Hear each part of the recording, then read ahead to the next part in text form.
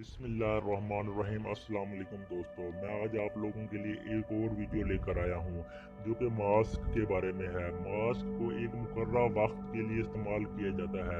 अगर गैर ज़रूरी तौर पर ज़्यादा वक्त के लिए इस्तेमाल करेंगे तो ये आपके लिए खतरे का सबब बनेगा। तो वीडियो शुरू करने से पहले जिन दोस्तों ने हमारे चैनल को सब्सक्राइब नहीं किया तो सब्सक्राइब कर लें और बेल आइकन के बटन को प्रेस कर दें ताकि हमारी नई आने वाली वीडियोस के बारे में आपको नोटिफिकेशन मिलती रहे।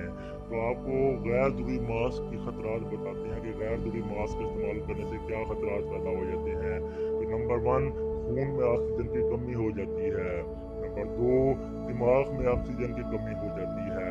नंबर 3, आप कमजोरी महसूस करते हैं। और नंबर 4, जिसका सबसे बड़ा खतरा ये है कि इससे आपकी मौत भी वाक़ई हो सकती है।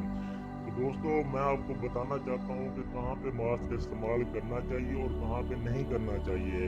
तो नंबर 1, जब आप अकेले हों तो मास्क उतार दें। मसलन आप गाड़ी चला रहे हैं और कार का एसी भी ऑन है तो वहाँ पे आपको मास्क इस्तेमाल नहीं करना चाहिए।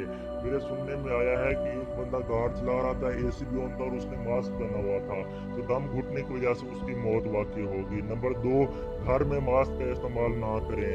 नंबर 3, सिर्फ पब्लिक जगहों पर जहाँ पे 2, 3 या इससे ज़्यादा लोग हैं वहाँ पे मास्क पहने। नंबर 4, जब आप अकेले हों तो मास्क का इस्तेमाल मत करें। और नंबर 5, वर्जिश करते हुए या वॉक करते हुए मास्क का इस्तेमाल मत करें। ये फेफड़ों की सेहत के लिए अच्छा नहीं है।